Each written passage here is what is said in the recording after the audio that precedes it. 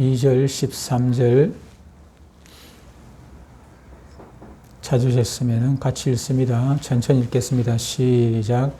그러므로 나의 사랑하는 자들아, 너희가 나 있을 때뿐 아니라 더욱 지금 나 없을 때에도 항상 복종하여 두렵고 떨림으로 너희 구원을 이루라.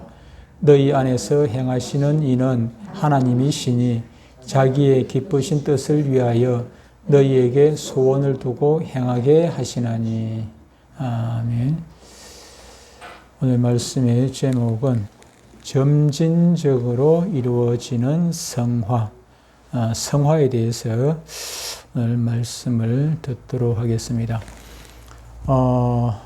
부모는 아이가 태어나기 전부터 잉태를 하게 되면 그때부터 아이에 대해서 이제 관심을 가지고 태교도 행하기도 하고 뭐 준비도 하고 이런저런 아이가 태어날 것을 준비를 하지요, 그죠? 준비를 하고 그리고 아이가 태어나면 그때부터 또 아이의 성장을 위해 가지고 모든 것들을 다 책임을 져줍니다. 책임을 져줍니다.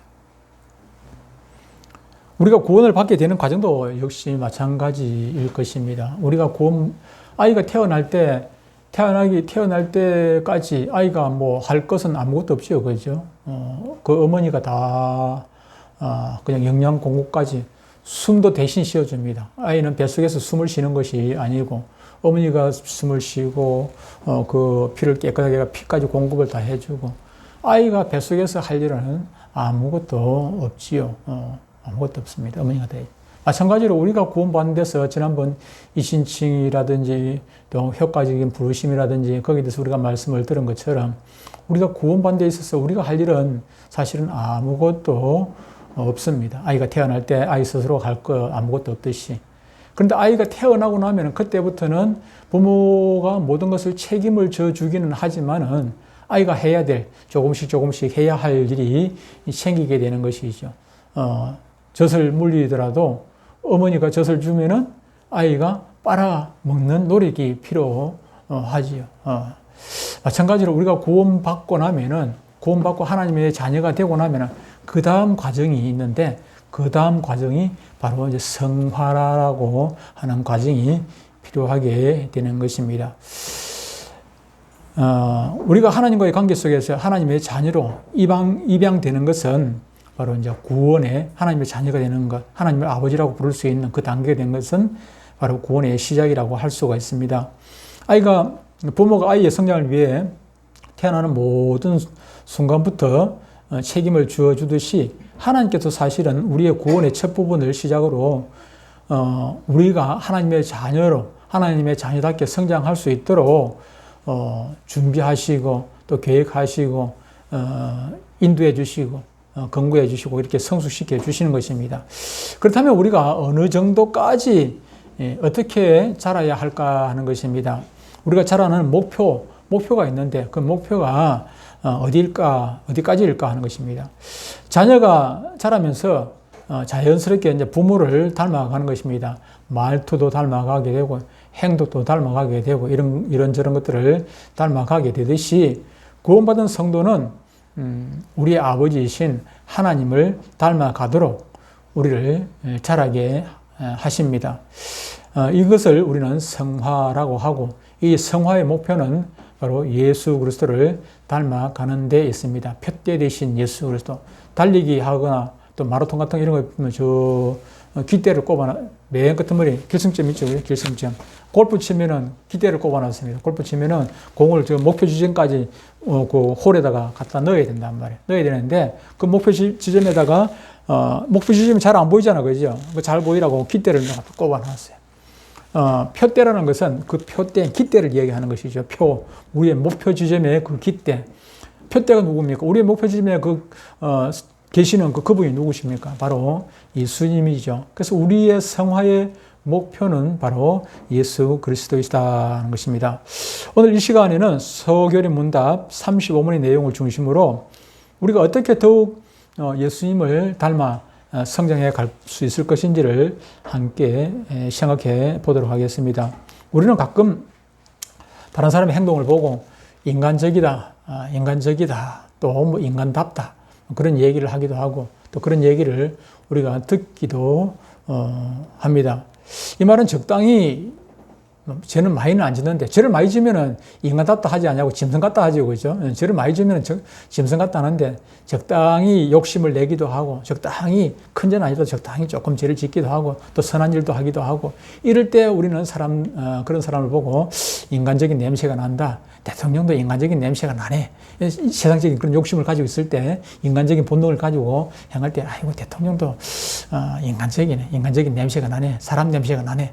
아이고, 목사님도, 아이고, 설교는 그렇게 해놓고 또 사람 냄새가 좀 나네.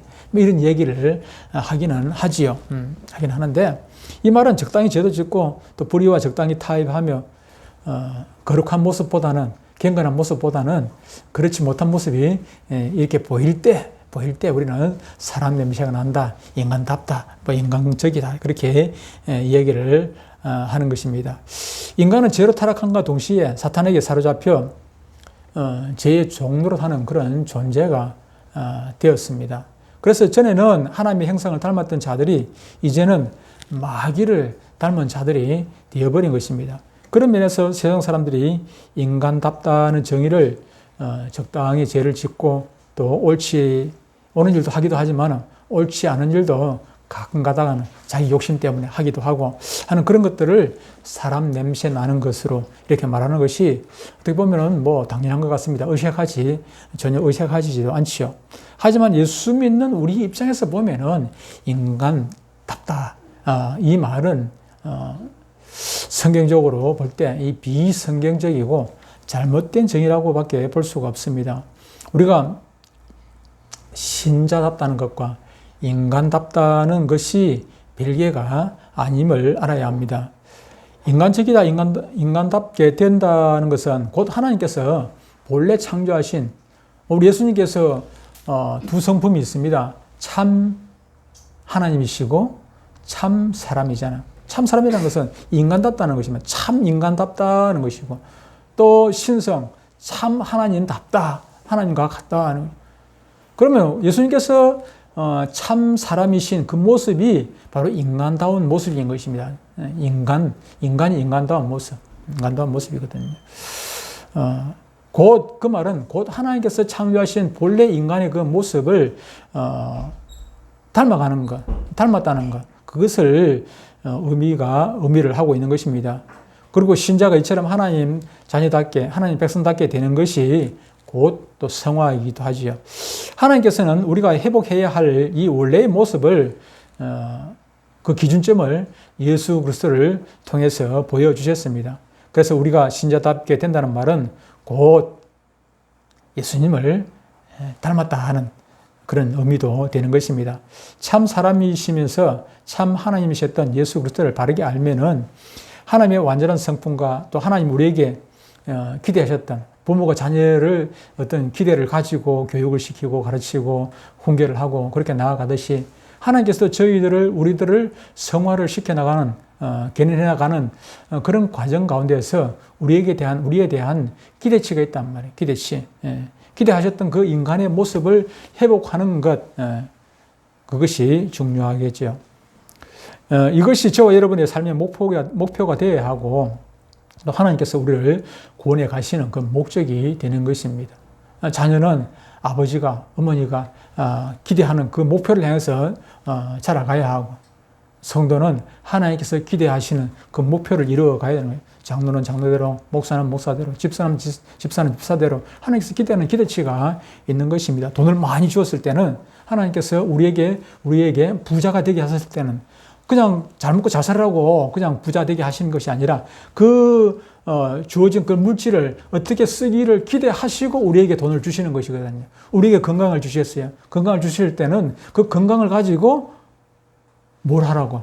하나님의 영광을 위해서 어떻게 쓰기를 하나님께서 기대하시면서 우리에게 건강을 주시는 것이다 하는 것입니다. 우리에게 어떤 직분을 주셨어요. 목사, 장로, 권사, 또 노회장, 총회장, 노회 임원, 이런 어떤 직분을 주셨어요. 대통령도 하나님께서 자기가 윤석열이가 똑똑해가지고 대통령 된 것이 아니라 똑똑합니까? 제가 보니까는 검찰총장하고 뭐 상당히 유식한 것 같은데 보니까 요즘 하는 거 보니까 전혀 똑똑하지가 않더라고요. 그분도 보니까.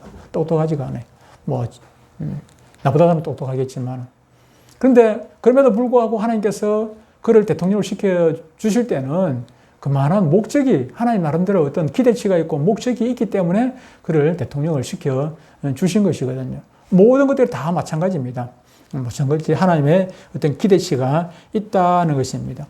우리가 자주 쓰는 이 구원이라는 말은 넓고 풍성한 의미를 담고 있습니다. 그래서 더 세부적으로 보면은 구원을 과거, 현재, 미래의 이 세 가지 시제로 나누어서 생각해 볼 수가 있습니다. 하나님께서 우리를 의롭다 하시고 사망에서 생명으로 건져 주셔서 자녀 삼아 주신 것은 이미 지나간 사건입니다. 이미 지나간 구원인데, 구원은 구원인데 이미 과거 사건이 되어졌죠. 주은이가 태어나는 순간, 태어난 그 가정은 이미 엄마 아빠의 자녀가 된 것은 과거 시제가 돼요. 이미 우리는 구원을 받았죠. 그죠? 이미 과거 시제에 구원이 있고 또 현재 시제에 구원이 있습니다. 오늘 본문에 또 얘기를 했습니다만은, 너희가 두렵고 떨림으로 너희 구원을 이루라. 구원을 이루라고 하지 않습니까? 이거는 현재 시제로서 지금 말씀을 하고 있는 것입니다. 우리에게 이미 이루어진 구원을 정의할 때는 이신칭이 얘기했듯이 과거 시제로 얘기하지만 또 현재 구원을 이루어 나가야 될 때 우리가 받은 그 구원을 하나하나 이루어 나가야 할 때 그것은 현재 시제로 말씀을 하고 있는 것입니다. 구원에 있어서 성화의 과정을 통해 우리가 이루어야 할 또 영역이 있다 하는 것을 또한 가르쳐 주고 있습니다. 성경은 장차 우리가 영화로운 모습으로 변화될 것이라는 표현을 사용함으로 영화 단계에 가면은 이제 모든 것이 과거 시제가 되어버리죠. 그렇죠? 영화의 시제가. 그러니까 지금 현재 상태에서 보면 영화는 앞으로 미래에 되어질 사건입니다. 우리가 목표하고 기다리고 소망했던 그 천국에 들어가는 것이니까 그거는 미래 시제로서 우리가 구원은 우리에게 적용이 되는 것입니다. 이처럼 성경은 우리에게 구원이 과거, 현재, 미래 모든 과정을 포함함을 가르쳐 주고 있습니다. 성화는 죄에 대해서는 점점 죽고 의에 대해서는 점점 살아난다는 두 가지 요소, 두 가지 내용을 포함을 하고 있습니다. 성경은 여러 곳에서 옛사람을 벗어버리고 무엇을 입습니까? 새 사람을 입으라고 말씀을 해주고 있습니다. 우리가 예수 믿기 전에 가졌던 죄인의 모습, 옛사람, 죄인의 모습을 하나님의 자녀가 되기 이전에 하나님의 자녀로서 부름을 받을 하나님을 아버지라고 부르기 이전에 그 상태를 옛사람이라고 표현을 하고 있는 것입니다. 그 상태를 벗어버려야 하는 것입니다. 벗어버려야죠. 지금 영국의 왕이 바뀌었는데 왕이 되기 전에 옛날에 왕세자 시절에 말씀도 좀 많이 부렸죠. 그죠? 그분이. 지금은 나이가 참 보니까 나이가 많이 들었더라고요.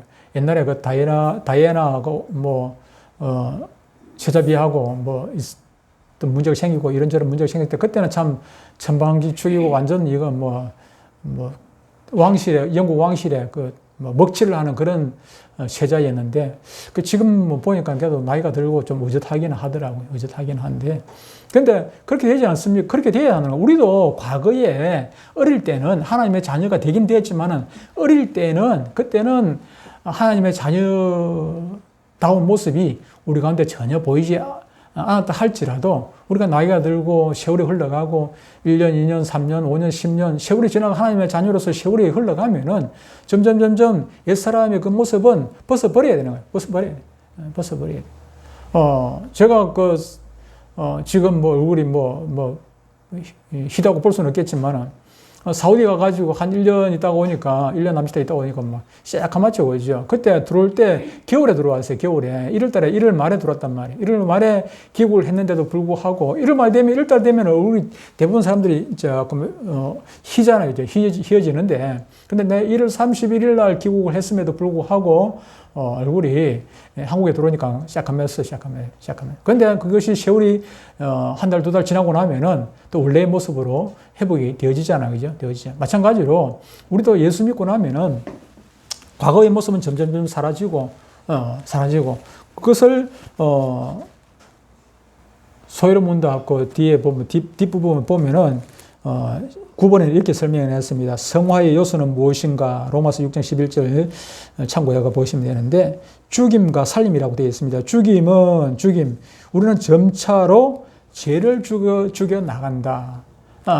어느 순간에 그냥 예수 믿다 해가지고 그냥 죄는 하나도 안 짓고 그냥 하나님의 말씀만 그대로 100% 순종하고 그렇게 살아가는 것은 아니지 않습니까? 점점 과거의 그 모습이 점점 조금씩 실어가고 새로운 모습, 하나님께서 기뻐하시는 것들이 조금씩 내한테 들어오는 것입니다. 이게 과거의 모습이고 이쪽이 예수님의 모습이라 우리가 닮아가야 될 목표 지점이 예수님이라 했지 않습니까? 여기 예수님이라면은 우리는 어디서 출발합니까? 여기서 출발한단 말이에요. 여기서 출발해가지고 점점 이렇게 예수님께로 가까이 간단 말이에요. 이만큼 지점 왔을 때는 많은 것들이 여기서 이만큼 자라왔으니까 시간이 지나왔고 자라왔으니까 많은 것들이 이제는 버릴 것이 많이 버려져야 된단 말이에요. 옛날에 그 습성들이 많이 버려졌고 또 이만큼 자라왔으니까 예수님의 모습이 이만큼 나에게 축적되어져야 되는 것 아니겠습니까? 그것을 지금 말씀을 하고 있는 것입니다. 죽임과 살림이라는 표현으로 거기서 설명을 하고 있는 것 아니겠습니까? 새 사람이 입는다는 얘기는 자기를 창조하신 이의 형상을 따라 지식에까지 새롭게 하심을 입고 또 하나님을 아는 진리, 의와 거룩함이 점점 증거하는 상태를 지금 말씀을 하고 있는 것입니다.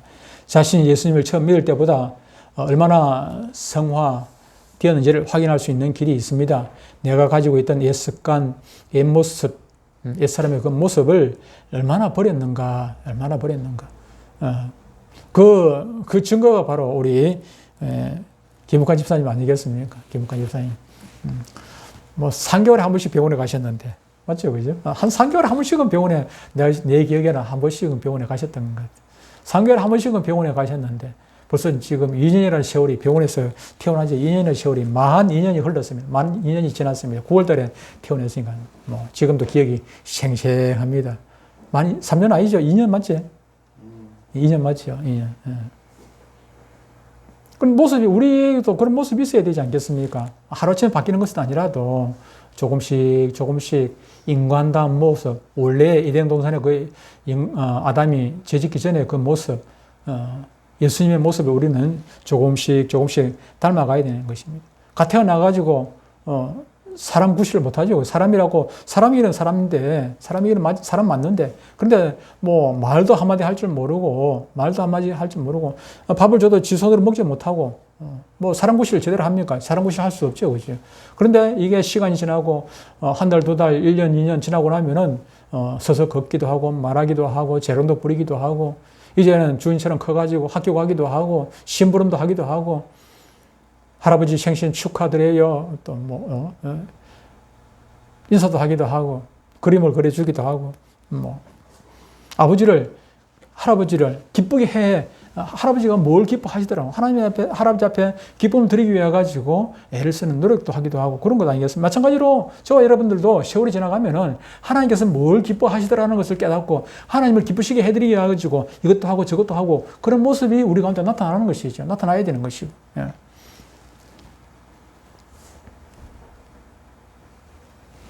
예수님을 처음 믿을 때보다 삶의 모든 영역에서 이런 실질적인 그 변화가 일어나는 것, 이것이 성화의 표징입니다. 꾸준한 성경 읽기와 또 예배 참석도 중요하죠. 그것이 반드시 필요합니다만 진정한 삶의 변화가 그럼에도 불구하고 진정한 삶의 변화가 일어나지 않는다면은 그것은 성경에서 말하는 것처럼 경건의 모양은 있으나 경건의 모양뿐인 그런 개인의 성화에는 아무런 전진이 없는 그런 사람이 되겠죠. 진정한 성도다움은 죄를 죽이고 은혜는 살리는 두 가지 요소가 함께 우리 삶 속에서 나타나야 한다는 것입니다. 더 나아가 옛사람을 버리는 신자는 하나님 앞에 반드시 겸손이 깊어지는 그런 결과가 나오게 됩니다. 겸손. 죄를 버리는 신자는 하나님 앞에서 자신의 부족함과 연약함을 깨닫기 때문에 자신의 죄인된 모습을 발견하고 나면은 겸손해질 수밖에 없죠. 그죠? 겸손해지게 되는 것입니다. 내가 이런 사람이었네. 내가 이런 사람이었구나. 내가 이런 사람. 그래서 가슴을 치게 되고 무릎을 꿇게 되고 그런 것 아니겠습니까? 배는 읽을수록 고개를 숙인다는 말이 있습니다만 반대로 빈 깡통이 요란하다는 말도 있죠. 그렇죠? 마찬가지로 우리는 빈 깡통 같은 그런 존재였습니다. 고개 빳빳하게 들고 배 이삭 있기 전에 고개를 바닥 들고 이처럼 교만했던 그런 모습이었죠.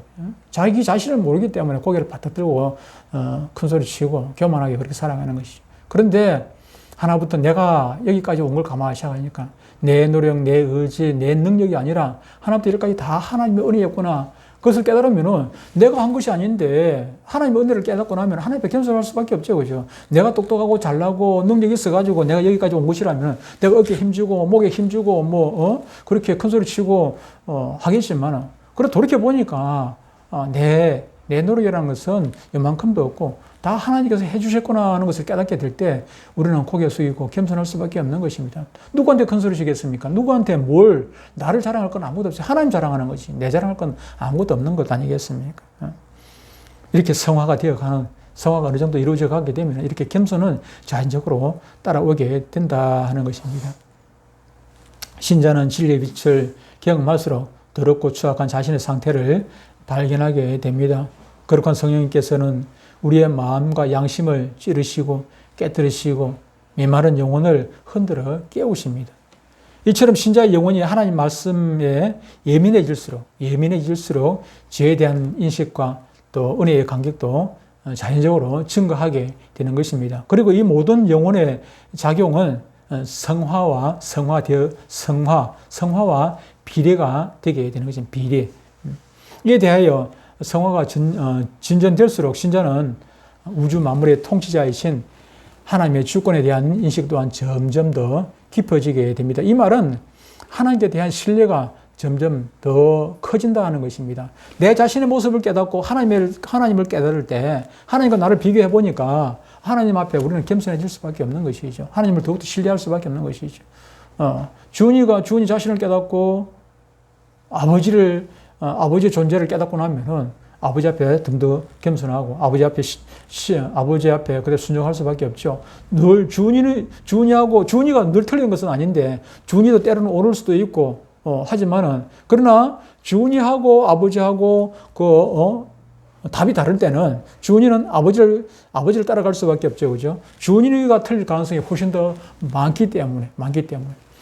우리도 옳은 일을 할 때가 있습니다. 옳은 일을 할 때가 있고 하지만은 그러나 하나님과 우리의 생각이 같을 때는 내 생각이 옳다고 할 수가 있겠지만 하나님의 생각과 하나님의 말씀과 내 생각이 다를 때는 그건 내 생각이 틀린 것이거든요. 하나님은 항상 정답이니까.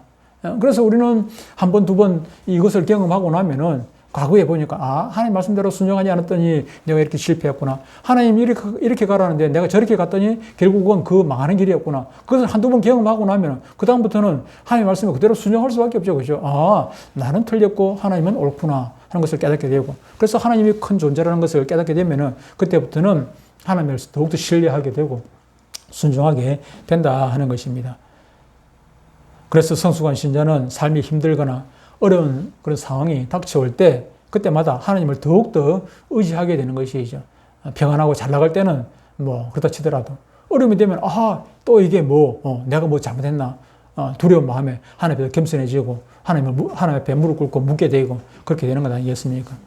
자신에게 고통과 고난을 주신 어떤 그 하나님 앞에 오히려 더 감사하게 되고 원망이 아니라 불평이 아니라 하나님 감사합니다. 제가 또 잘못했군요.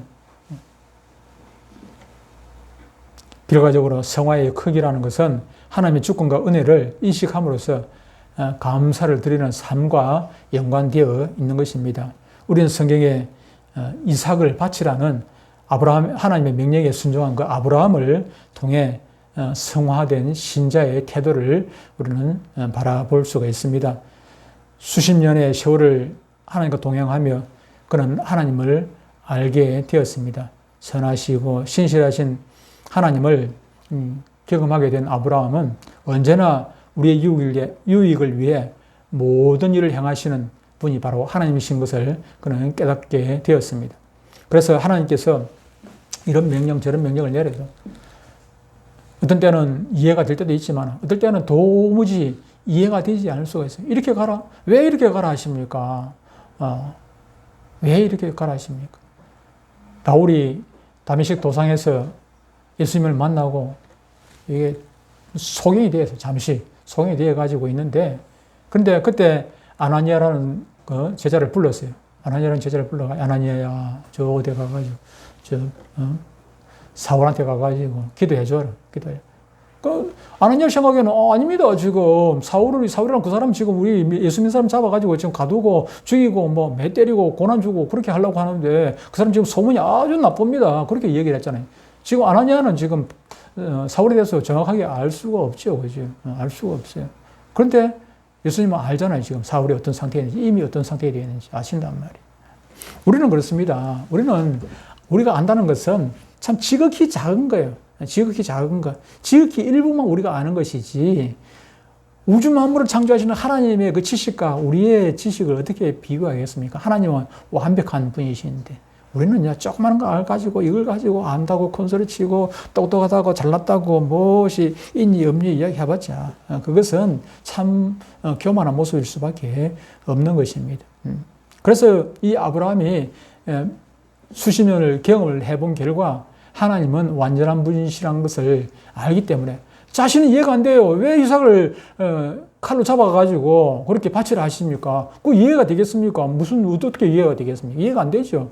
그럼에도 불구하고 순종할 수 있는 것은 그동안의 경험이, 몇십 년 동안 하나님에 대한 경험이, 하나님과 교제해본 경험이, 하나님의 명령에 순종해본 경험이, 하나님의 말씀에 순종했더니 손해본 적이 단 한 번도 없거든. 단 한 번도 없거든. 그래서 이것도 분명히 내 머리로는, 내 지식으로는 도저히 이해가 안 되지만은 하나님의 말씀에 순종하면은 뭔가 있을 거야. 하나님이 뭐 아무런 계획 없이 나보고 이 아들 잡아 바치라 했을까? 하나님의 계획이 있겠지. 하나님 무슨 뜻이 있겠지. 그래 믿고 신뢰하고 그냥 칼 두고 찌르려고 한 것 아니겠습니까? 그런 것이지.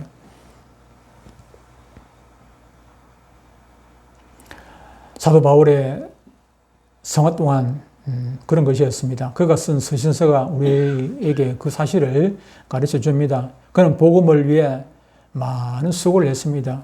옥중 서신들을 보면은 손해보는 것처럼 보이나 모든 것은 결국 하나님의 영광을 드러내기 위한 것이었고, 또 바울 자신의 모든 고난조차도 다른 사람들에게 유익이 될 것을 알기 때문에 그는 기뻐하고 오늘 뭐 빌립보서에도 있습니다만 빌립보서도 여러 번 나오죠. 기뻐해라, 기뻐하라, 기뻐하고 기뻐하라.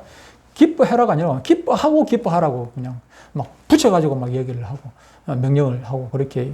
왜 그렇습니까? 자신의 경험상, 자신의 이미 그만한 수많은 경험을 했기 때문에 자신 있게 기뻐하고 기뻐하라고 얘기하는 것입니다. 쉬지 말고 기도하라, 범사에 감사하라고 얘기하는 같은 얘기죠. 그죠? 같은 얘기입니다. 기뻐하고, 기쁨이 없이 어떻게 감사가 나오겠습니까? 기뻐하고 기뻐하라는 빌립보서의 그의 고백은 형제들과 우리를 향한 그의 권면인과 동시에 하나님의 성품에 대한 깊은 신뢰를 표현한 사도 바울의 신앙 고백이기도 하는 것입니다.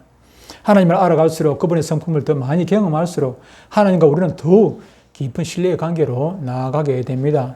주님의 어떠하심을 알기 때문에 그분을 경험하신 자들은 모든 순간마다 하나님의 선하심을 인정을 하게 되고, 그러면 결국 감사의 고백이 나올 수밖에 없다는 것입니다.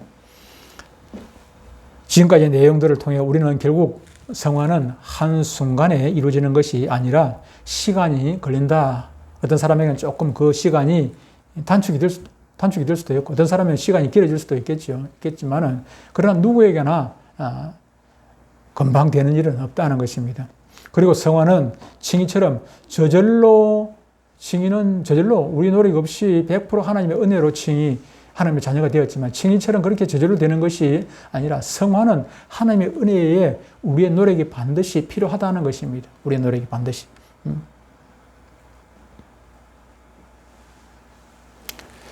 시간의 과정 속에서 나와 우리를 빚으시는 하나님의 손길을 기대하며 기다려야 합니다. 이러한 고통을 참고 견디기 어려운 것은 우리의 교만한 마음 때문입니다. 그리스도를 만난 사람들은 우리 모두가 그리스도를 따르고 닮아가는 과정이 있다는 사실을 깊이 인식하며 인내하고 견뎌낼 수가 있습니다. 하지만 과정 중이다, 시간이 걸린다 이런 핑계로 성화가 더딘 것을 합리화시킬 수가 없습니다. 나도 뭐 자랐어. 나도 작년하고 틀려, 재작년하고 틀려. 나도 지금 잘하고 있어. 열심히 하고 있어. 열심히 하고 있다 할지라도 자신이 그만큼 노력하지 않냐면은 똑같이 예수 믿어하고 똑같이 자라가는 것은 아니지 않습니까?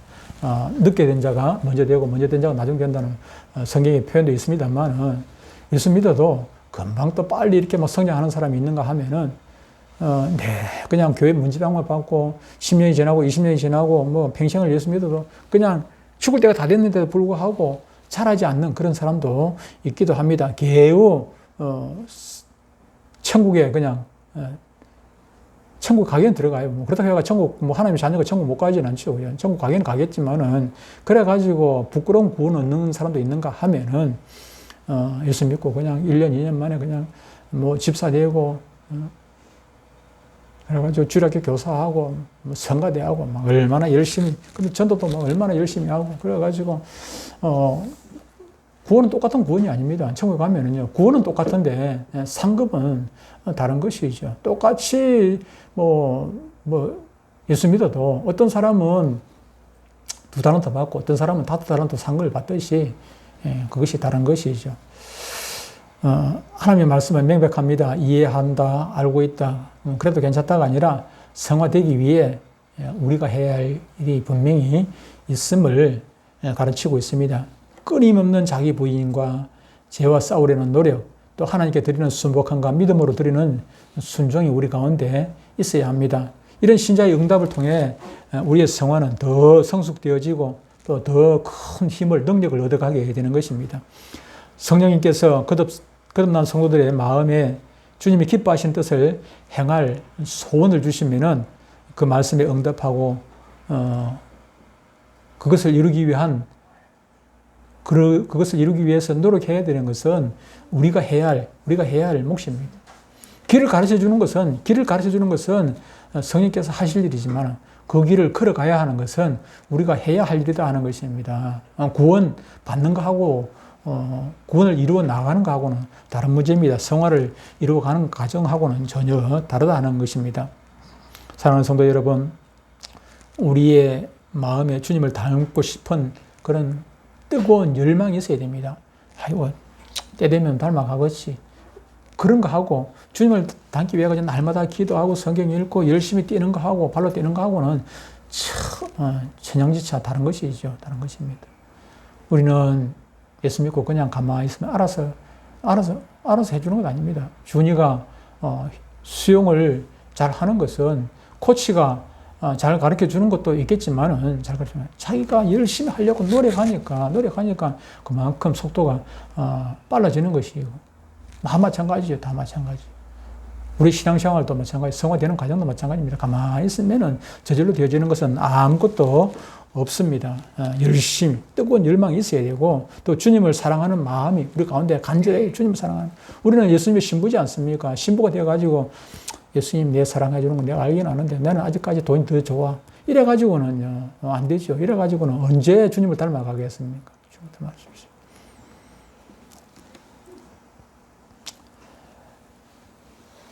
주님을 닮고 싶은 욕망, 주님을 따라가고 싶은 그 욕망, 주님이 뭘 기뻐하시는지 알고 신랑 되신 주님의 마음에 들기 위해 가지고 날마다 노력하는 그런 기도하고 성경 읽고 그래서 그것을 발견하고 나면 이것이 주님이 기뻐하시는 일이구나. 그래서 그것을 이루기 위해 가지고 나아가는 그런 일정들이 우리 가운데 있어야 하는 것입니다. 그 은혜로 감사와 기쁨과 참회의 고백이 깊어지는 우리의 삶이 되기를 소원합니다. 후히 주시고 꾸짖지 아니하시는 선하신 주님께서 우리가 늘 함께 하신다는 것을 잊지 마시기를 바랍니다. 우리 모두가 진리를 순종함으로 시간이 지나갈수록 해가 거듭할수록 그리스도를 닮는 주님의 자녀들이 다 되시기를 주의 이름으로 축복합니다. 기도하겠습니다.